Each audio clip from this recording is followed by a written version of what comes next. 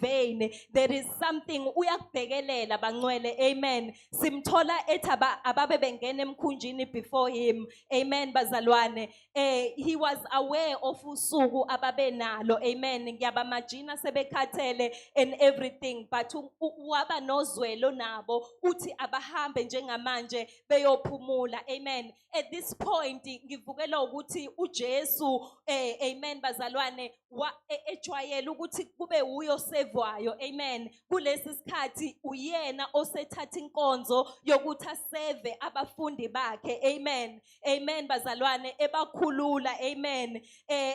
Nanjengoba mhla ebuya bangcwele njengoba sikule last day revival, nanjengoba ebuya abantu ayobahlwitho kokuqala ithini bandla. Amen. Kungakho kufanele ukuthi imfundiso izwi lakhe alikhulumayo singalishiyi, singaqheli. Uma ethi njengeintombi ezilishumi hlalani ibani zenu zinamafutha nilindele umyeni, hlalani nikhuthalele ukusebenzela isalvation yenu naye nizihlolisise bangcwele ukuthi ngabe inguba yenu umyeni uma efika ilungele na. Amen. Yingakho bazalwane leli verse nje lingithathela ngikhumbuza lapho uNkulunkulu ekhuluma. Ngicela uqhubeke sisi no 23.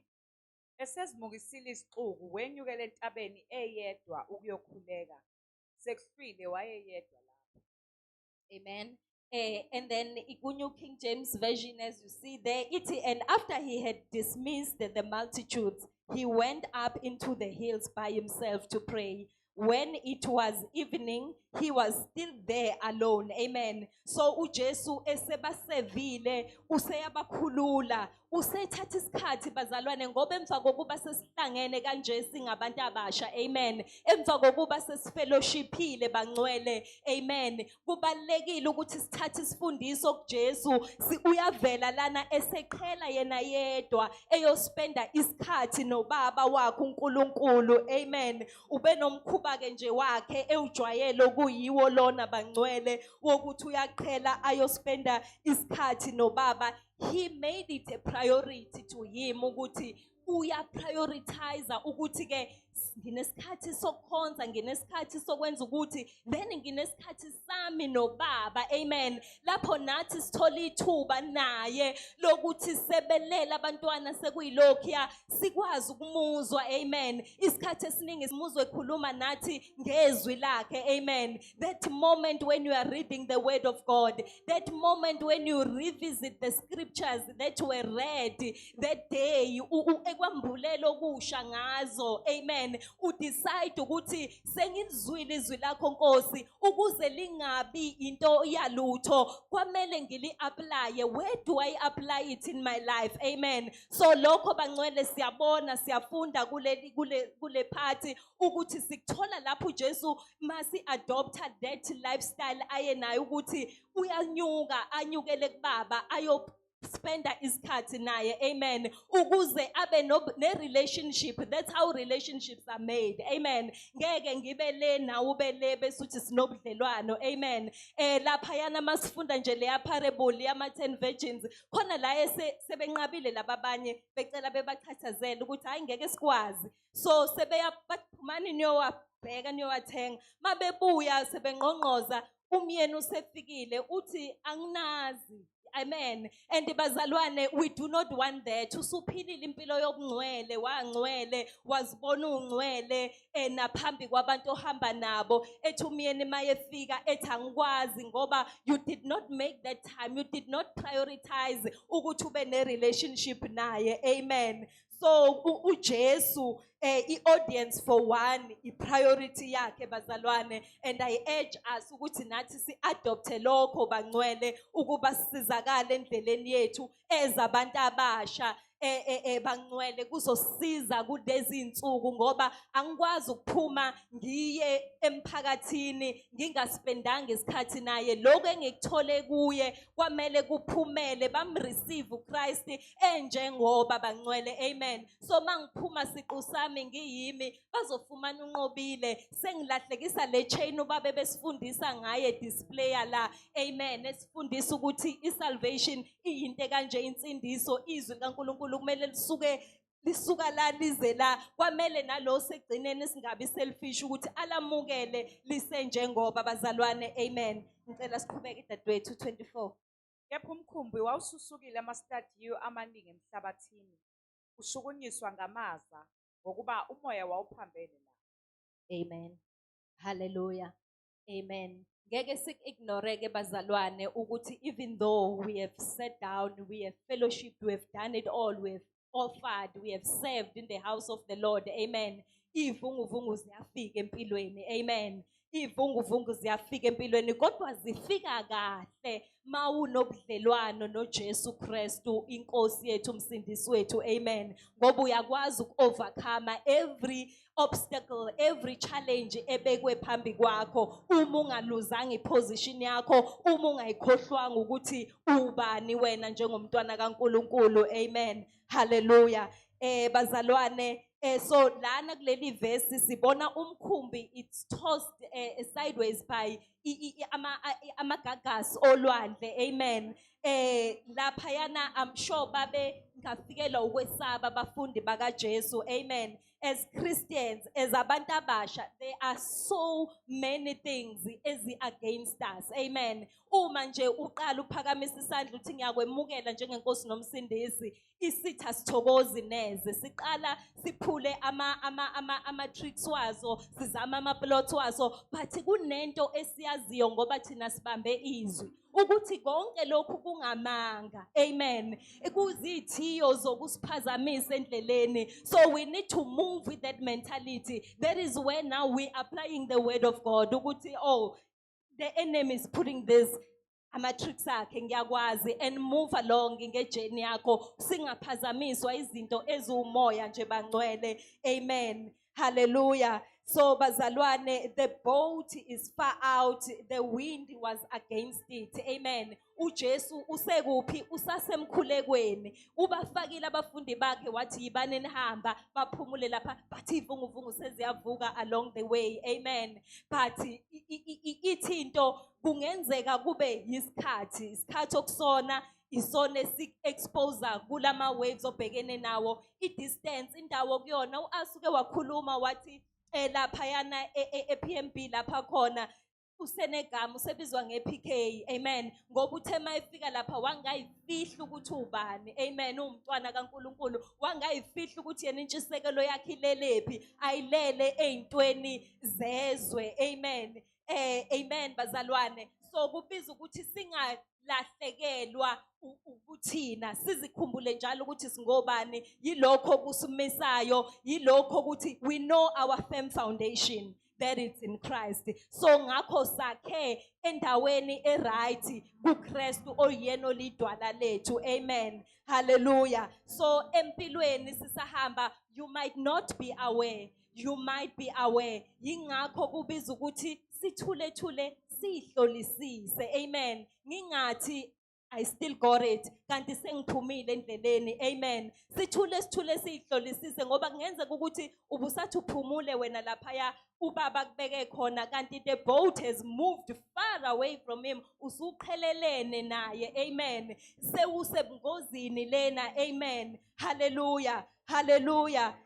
Ngendlela yokuthi naye useyahluleka to reach to us, but siyafunda as the scripture goes ukuthi akukho kumhlulayo wethu Jesu. Amen. Ukwazi ukufinyelela nalapho thina ke esingafinyeleli khona. Yingakho noma izinto ivuka endleleni kubiza ukuthi singamlibali, simazi yena ukuze akwazi naye ukusilocate ngoba masibaleka away from him, when we drifting away from yena, then uzosihuba uyoze yofika phi nathi. Ngicela ungiqhubekela dadewethu 25. Ngomlindo wesine obusuku weza kubo ehamba phezu kolwandle. Hallelujah. Hallelujah. In the New King James, and in the fourth watch, iBhayibheli lami, amen, lingichazela ukuthi between 3 and 6 a.m. of the night, Jesus came to them walking on the sea. Amen. So basenkingeni lena iboat sihambe yaze yahambela yajula. Amen. But uJesu, he finds a way of locating his children. Amen. Ngoba umelusi olungileyo. Hallelujah. elithizwe noma ngabe kukhona imvu yakhe yodwa elahlekayo uyazishiya zonke lezi ezinye ngoba uyazi ukuthi uzoyitholaphi mayebuya aphuma afune le yodwa elahlekile. Amen. So he makes a way in this verse of locating abafundi bakhe kule challenge bebebhekene nayo ehamba phezulu kolwandle bazalwane. Amen. Yinto leyo iscience nengqondo yethu engeke ikwazi ukuyicomprehend abazalwane, engeke ikwazi ukuyi-understand ukuthi uhambeka kanjani ke manje phezulu kolwandle phezulu kwamanzi. Jesus, ngicela ni-attend lapha i-crash. Sorry gogo. Amen. Hallelujah. Amen bazalwane. Simazi njengoKristu owenza imangaliso bazalwane, okumele njalo sihlale noma izinto zibukeka impossible. Let us not be moved. Amen. Noma ngabe ungabhekana nesimo othi ke kodwa baba ke uyabona lesikhona usuke wangilekelela, I overcome, but ke lesi sanamhlanje angiboni ukuthi ngizokwazi ukuphuma. With him nothing is impossible. Amen. Amen. Udadewethu Anele esisherela lapha kwi-home cell this other day, usisherela ngendaba that really touched my heart ngendlela emangalisayo kaNehemiah laphayana bese ku that place of dry bones. Amen. Uyabuza uJesu ukuthi ucabanga ukuthi asangaphila lamathambo na? Uthi uJesu uthi uNehemiah wena Nkosi uyazi. Hallelujah. Nathi bengabantu abasha bekufanele ukuthi noma izimo zibukeka zi-impossible khona ngokwamehlo ethu wenyama, kodwa ithemba lethu njalo singalisusi kuye, sihlalise kuye njalo, amehlo ethu siwafikse kuyena ukuthi ubaba uke washo wathi wena okokuqala awunazulu, awunasihoko, awunatwa, manje vele kusho ukuthi nje uthembele kimi. Amen. Njalo nathi kumele sithembele kuyena. Iyehla laphayana incwadi ukuthi izimo zizwa, kwesinye isikhathi ungathandaza ngithandaze but isimo sithi ngimile la phambi kwakho, and na last year ubungithandaza namanje usangithandaza. Lithi izwi ke lapha encwadini kaNehemiah usekhuluma uthi mathambo zwanini ukukhuluma kaNkulunkulu. Amen. So we need to remind our situations ukuthi thina siyimele ngokwethu kodwa simi ngalizwi likaNkulunkulu, simi ngakho ukukhuluma kwakhe. Amen. Hallelujah bazalwane. Kufike nje ukuthi kimi ayikho amagagasi aw current engakwazi ukusiphusha far out ngendlela yokuthi uJesu ngeke akwazi ukufinyelela kithi. Amen. Ngeke akwazi ukusithola. Amen. Noma isitha sesingazama ukubhosta sithi hayike yabona ke la esengimvalele khona uase njengamanje sekusegcineni ngiqedile. There is no such kuthina abantwana bombuso kaNkulunkulu. Amen. Incwadi yabaseRoma 8:31 bazalwane uthi uma uNkulunkulu eme ngakithi ngubani ongamelana nathi na? Amen. So uNkulunkulu wethu ngakithi. Hallelujah. Ngibe nento yokuthi sengathi baba bengayifundisa ukuthi ngingaliculi ivesi lakho ukuthi greater is he who's in me than the one that is in the world, but ngikunderstand ukuthi njengoba liyinkemba yethu esinqoba ngayo noma sihlangana nezimo, ngikwazi khipha lenkemba yami nginqobe ngayo at every time of need bazalwane. Amen. U1 John 4 verse 14 bazalwane usiyala ngokuthi we love him because he first loved us. Amen. So into eyenza sihlale kuye, into eyenza ukuthi sizinze nasezwini lakhe ingoba wasithanda bazalwane akukuningi. Hallelujah. Ngicela siqhubeke dadewethu lapha ya ku26. Kepha abafundi sebembonile ehamba phezulu kolwandle bashaywa luvalo bethi isithunzi, bakhala ngokwesaba. Hallelujah. Hallelujah bazalwane. Ngike ngathi ngihlalele nje einsukwini ngihlushwa into yama spiritual iniquities. Amen. Hallelujah. Sengiyahamba ngiyoyicinga ukuthi sikhuluma ngalokhu, sikhuluma what are these things kahle, what am I praying against empilweni yami? Amen. Hallelujah. So break her down ngithola izinto eziwu3 ukuthi lama iniquities ama weaknesses atholakala kumuntu. Amen. Uthola ukuthi there's a spiritual weakness whereby your physical is being attacked, amen, by izifo zonke izinto ezikanjalo ezithinta inyama yakho, amen. Ngathola spiritual iniquities, weaknesses, amen. Okuyilapho where your spiritual being is attacked by certain things, amen. And then ngathola the mental one, hallelujah, where lapho sithola khona izinto lapho khulunywa khona ngezifo zengqondo, depression or anxiety, izinto enjalo. You are weak when you are faced with those things.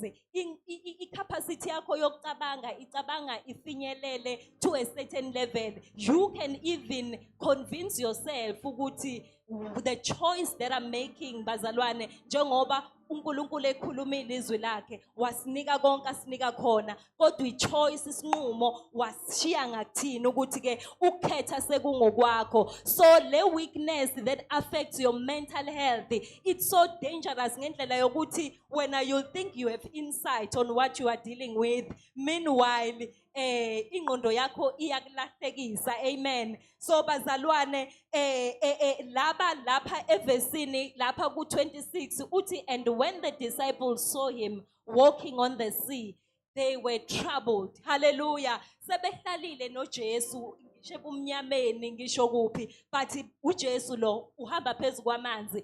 Yini esibathusa manje? Then ingqondo yabo quickly runs into telling them ukuthi it's a ghost, amen. These are visual hallucinations, bazalwane, amen. But where you see something as you think it's this, you'll kill your brother thinking you're killing a snake, kanti you actually killing your brother. And ejele masequlu icala lakho, you get away with murder because uzoyohlala a mental institution ngoba you were not in your right mind. Hallelujah. So bazalwane sibona kwenzeka lapha kuma disciples sebethuka ke sebethuka manje ukuthi it is a ghost, and they cried out ngenxa yovalo, amen. So uNkulunkulu sengathi ngasiza silungisekiseke our mental state, amen, hallelujah. Ziningi izinto ezenzeka empilweni ugcine sezikunyakazise ingqondo, and the enemy kuma tricks wazo okudila nathi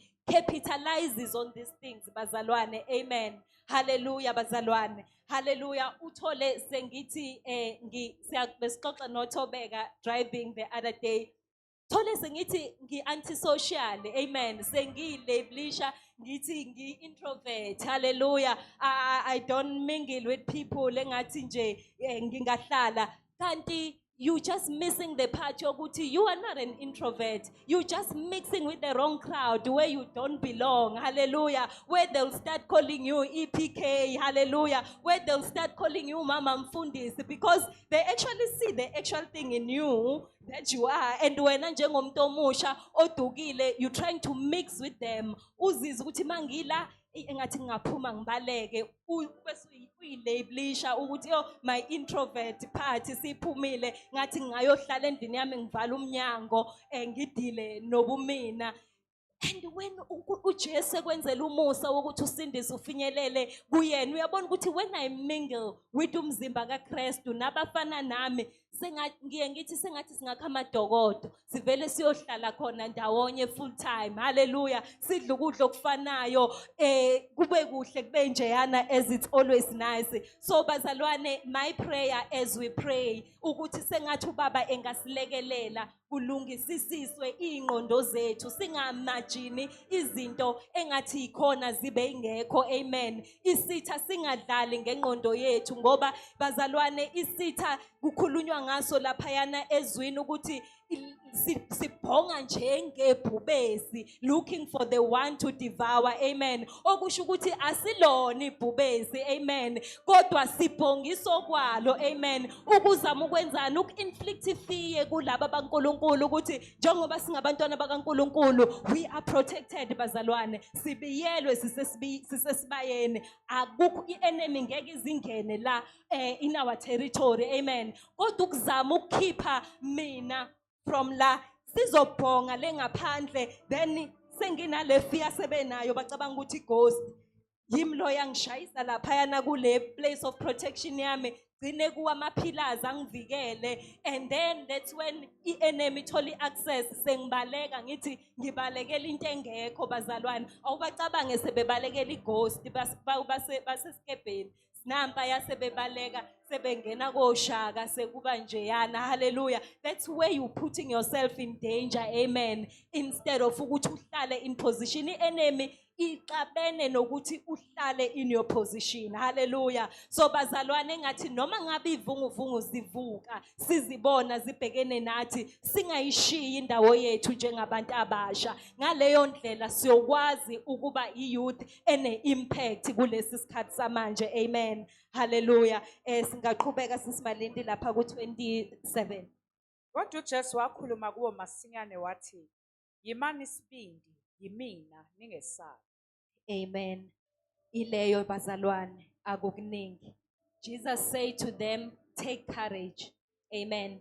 Ukuthatha isibindi, ukuthatha courage, angikuboni kungeyinto elula. Amen. Into isibindi. Hallelujah. Take courage. Hallelujah. And don't be afraid. Hallelujah. Ilokho bazalwane okumele sihambe nakho endleleni ukuthi I shouldn't be afraid because the Lord God, my Father, walks with me. Hallelujah. Hallelujah bazalwane. Amen. Uthi nathi sengathi ke bazalwane masibhekana nalezi zimo singakhumbula lamagama ukuthi konke lokho it's just an illusion. It's just a lie of the enemy. Amen. Alikho iqiniso kusathane. Ayikho into evele sitheni eliqiniso bazalwane. Amen. Hallelujah. Sibambe lokhu Kristu akushilo ngathi singabatwana bakhe. Amen. Kuningi kukhulu akushilo ngathi ezwini lakhe okumele okungamazwi abiza ukuthi asiqinise endleleni yethu. Amen. Hallelujah. Ku Exodus 14:14 ukhulume ngokuthi the Lord will fight for me. Hallelujah. Only if I be still. Amen. Amen. So the enemy there was trying to make sure ukuthi ubenza bengabi still. Hallelujah. Bengami ndawonye. But uNkulunkulu akakwazi ukukulwela wena mawungasamile ndawonye. Usucinga amathemba amanye ukuthi hayi baba sona ngiyasibona lesi sifo engidiagnoswe naso, but from yabona baba sidinga ukuthi ngenza u2 no3 lesi sifo sokuwa sesingiphatha iminyaka kaningi bengenza ukuthi nokuthi manje shuthi sesidinga into enkulu, udinga ukuthi ube still. Amen. Hallelujah. Jeremiah 1:19 uthi they will fight against you but they will not prevail against you, for God is with you to deliver you. Amen. Hallelujah. Yilezo zinto bazalwane okubiza ukuthi njengabantu abasha kube izona ezibusa ingqondo yethu. Amen. Yilo izwi likaNkulunkulu leli eliyiqiniso ngathi abatwana bakhe okuyilona esiyophuma ngalo ezimeni eziningi nezahlukahlukene. Amen. Bazalwane noma ngabe yini, noma ngabe ubani walk towards you. Hallelujah. Whatever life throws at you. Amen. Bazalwane asibambe lokhu ukuthi there is no weapon that is forged against you eyophumelela empilweni yakho. Amen. Hallelujah. Okwethu ukuthi sibe still, okwethu ukuthi singasuki kuye, for he fights for us. He even knows our battles. Hallelujah. Before we even get there, usehambile phambi kwethu. Sike safunda ubaba esifundisa ukuthi uhlelemba magebhugebhu. Amen. Ubreaka iminyango ye bronze, ama bars of iron. Izinto that you like, yo baba, it makes sense now ukuthi I've been praying over this kanti kunamasanga amaningi kangaka abiza ukuthi apply izwi lakho for them to be broken in my life, for me ukuthi ngifinyelele lapho ufuna ngifinyelele khona. Hallelujah. So bazalwane isifundiso nje ukuthi thina njengabantwana bakaNkulunkulu, thina njengabantu abasha, we need to take him at his word. Amen. We need to remind him our prayers asisize uNkulunkulu asilekelele ukuthi izwi lakhe sililonde siligcine einhlizweni zethu siliqophe in the templates of our heart ukuthi masikhuleka simkhumbuze lokhu akushilo singakhuleki ngokwama emotions wethu ngokwedingo zethu or whatsoever but simkhumbuze lokhu akukhulumile. We'll move along to 28 bazalwane. Amen. uPetro wayesephendula wathi kuye, Nkosi, uma kunguwe, yisho ukuba ngize kuwe phezu kwamanzi. Amen. The very same uNehemiah ayisho ukuthi uyazi wena Nkosi. Amen. Ukhomba uPeter la ukuthi uthembe yena uthi ke uma kunguwe Jesu who say it will happen. Uma kuwuwo thangize ngizokwenza. Amen. Uapply faith yakhe bazalwane. Amen. Hallelujah. Ukuthi ke ahambe phezulu kwamanzi. Hallelujah. Uma nje kushiwo uJesu noma ngabe ku impossible kanjani kodwa makushiwo uye ezwini lakhe asibambe njengabantu abasho ukuthi kuzokwenzeka. Amen. Isithembiso sakhe uyasifeza akwenzeki ukuthi angalifezi izwi lakhe. Amen. Hallelujah. Hallelujah bazalwane. Amen. Ngicela siqhubeke sisimalindi 29. Wayesethi woza, wehla kuPetro emkhunjini, wahamba phezu kwamanzi, weza kuJesu. Hallelujah. Bese sike sasho ukuthi by nature ye physics and whatever law yakwe physics yamanzi ne gravity entontoni it's not possible in the eyes of umuntu. Amen. Ukuba hambe phezulu kwamanzi but kubiza ukuthi kwabiza ukuthi uPeter ahloniphe izwi lika Jesu. Amen. Okuyilona lalikhuluma ngaleso sikhathi. Hallelujah bazalwane. Uma sifunda sesiya lapha ku verse 8, uma sifunda uMshumayeli 1 uverse 9 wakhona uthi okwake kwaba khona yikho okoyokuba khona. Amen. Nokwake kwenziwa yikho okuyakwenziwa, akukho okusha phansi kwelanga. Amen. Ayikho isituation oyohlangana nayo njengomntwana omusha, njenge-teenager, njengomzalwane entsha engakaze yenzeke before. Amen. So whatever we come across with, we must know ukuthi akhona amaqhawe ethu asehambile phambi kwethu ayinqoba izinto ezifana nalezi. Amen. Akukho okungenzeki kuChrist inkosi yethu. Siqhubeke no-36. Kepha bona umoya wesaba, eseqala ukushona wakhala wathi, Nkosi ngisindise. Amen. Hallelujah. Hallelujah bazalwane. But when he saw that the wind was that word mysterious, he was afraid and beginning to sink. He cried out saying, Lord, save me. Bazalwane, lo moya masifunda uMshumayeli kade ukhona naseqaleni uPeter hamba phezulu kwawo lamanzi. Amen. Hallelujah. But at that point ebe applye ifaith yakhe ngendlela yokuthi imsebenzele. Amen. But manje sekuvuka idistraction, suddenly he's aware of lo moya khona and usefikela ukwesaba ke again. Amen. Sekuyehla ukukholwa kwakhe, sekuyehla ukukholwa kwakhe sekubancane, yilapho futhi eseyithole sengena enkingeni khona. Amen. Hallelujah. For this wind has always been there. Amen.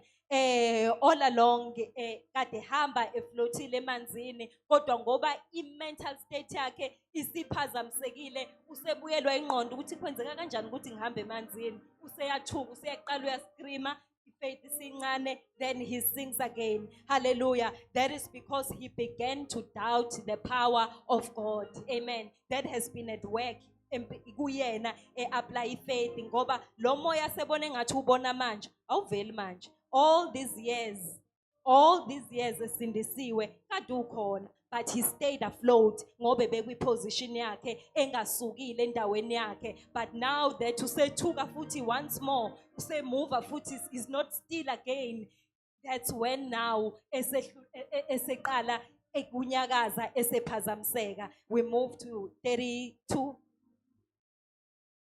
31. Masinyane uJesu welula isandla wambamba wathi kuye, Awu wena onokukholo okuncinyane, ungabazelani na? Amen bazalwane. Kholo okuncinyana ungabazelani na? Amen. sengathi ukukholwa kwethu bazalwane ngenyakaziswe lutho. Lithi izwi, it is impossible to please God without faith. Amen. Akukho kumthokozisa uNkulunkulu ngaphandle kokukholwa. Amen. Sengathi besingabamba lokho bazalwane, sengathi besingabambisisa izwi lakhe bazalwane ukuba lisilekelele endleleni, ukuba siphunyuke ogibeni lomcuphi lapho esecuphile ethi uqedile ngathi siphunyuke sibaleke emva kwalokho singabe sisama bangcwele. Amen. Ngoba silapha nje umusa wakhe osiphunyukusile ogibeni lomcuphi lapho besethi hawu yabona lokho kunqobile kwaSibiya ngiqedile ngakho, but umusa wakhe osanele sonke wasiphephisa kulokho. Amen. Sebekhwele emkhunjini umoya wanqamuka. Amen. So usehambe naye sebekhwele emkhumbini umoya uyanqamuka. Amen. Wind died down when Jesus got into the boat with them. So ungasuki no matter what, ngoba isivunguvungu kuso mase usunobaba siyadlula. Amen. Akukho kungadlula isivunguvungu okusona siyadlula. Mane endaweni yakho njengomuntu omusha. Ubaba wake wakhuluma into yokuthi lesi sikhathi esikusona manje, this last day revival, akuyisi isikhathi sokuthi kunina bazalwane, teenagers, bantu abasha emsindiswa manje, akuyisi isikhathi sokuthi usene luxury or opportunity ukuthi uzowa uwe uthi ukudla izono kancane, uthi ukuphuza amaniphumile niyofunda, uthi ukudakwa, uthi ukushela mawumfana, uvuma umfana mayekushela efuna ukubulala i-destroy future yakho. Akuyisi isikhathi sokudlala ama-games anjalo. Amen. Asekho isikhathi sokuwa uyitshela ukuthi ngizosindiswa ngoba it might be late. Uyabuya umyeni noma inini uzolanda ibandla lakhe. Amen. Hallelujah bazalwane. So we're not gonna sit and pretend as if imimoya ayikho. Amen. We're not gonna stand here in front of you and lie to you ukuthi ivunguvungu azikho, izimo azizukubabikho, kodwa sithi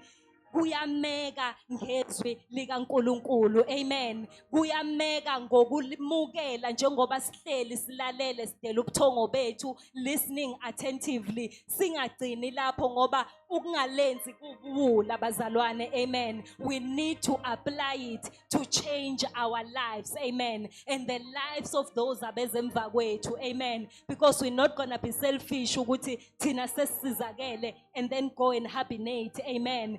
Ngoba sesikubambile okwethu esikudingayo, but kunesifundiso uSambulo asibuka kumina njengosisi wakhe omdala. Amen. If I'm faced with certain situations and I choose ukuthi Sambulo ke njengamanje, this is how I behave, this is how I do when I'm faced with things. Uma ngifundisa uAlondo ukuthi izulu maliduma ngiyathuka bazalwane, ngikhule ngelisaba izulu. Amen. Kangangokuthi bengena kwi-closet noma ngihlale passage where I will not see lightning because idoroko abasixoxela zona when we're growing up. But after having uAlondwe ngiyaqina bazalwane, mangibhekene naleso simo ngiqine because uAlondo uyabuka uma mina izulu liqala lithi dladla nami sengithi dladla kanye nalo. Lento le is a monster. This is how I should react when I'm faced with situation. So nathi, amen bazalwane, njengabantu abaphambili kumele sibafundise abezemva kwethu ukuthi mawubhekene nezimo awusuki kwiposition, noma ngabe weak uyaqhuka. Amen. Kodwa qhukela khona bazalwane. Amen. Sake sathi silapha entabeni, angikhumbula ukuthi ubanowa yesilida ngezwi that time enza isibonelo sokuthi khona bazongena ezulwini bengasayihambeli ngenyawo zabo, bequkuliwe kanjena bazalwane, beqoqoshiwe ngenxa yobude bendlela, ngenxa yako konke bekwenzeka. Kodwa siyadingana, we need to be still bazalwane. Amen. So yilokho nje obekuvuke enhlizweni yami bazalwane ukuba ngikushare nani. Uthi lapha ya verse 33, and those in the boat knelt and worshipped him, saying, truly you are the Son of God. Amen. Ngiyabonga kakhulu bazalwane. ngiyathemba izwi lenkosi lifinyelele ey'ndlebeni zenu. Ngiyakholwa ukuthi i-message ebefuna ukuthi ifinyelele kini ifinyelele, and ngiyakholwa bazalwane ukuthi it's not just gonna be a moment yokuthi oh sizwile, oh ya lokuyana, but kube yinto esihamba siyoyihlupha ngayo emakhaya abantu abasha, siyoyibheka ukuthi what more, because izwi likaNkulunkulu ngingalifunda namhlanje lifike lisho kanje, but mase ngi-adopta leya mpilo kaJesu where esefellowshipile, esehlanganile nama groups akhe nama what wakhe okuhlanganyela ayeqhela khona, eseyodigesta, eseyoxoxa nobaba, eseyofuna more, sekuyohlala kuzinze kuye ukuthi mayephuma uyakwazi ukushare lento ayizwile and esembulelo umoya ongcwele ngokuningi nokusha, ngoba the more time we spend in our secret places, it's the more the outpouring kamoya ongcwele yehlela phezu kwethu bazalwane. Ngiyabonga kakhulu, ngizocela ukunikeza uma i-mic. Amen.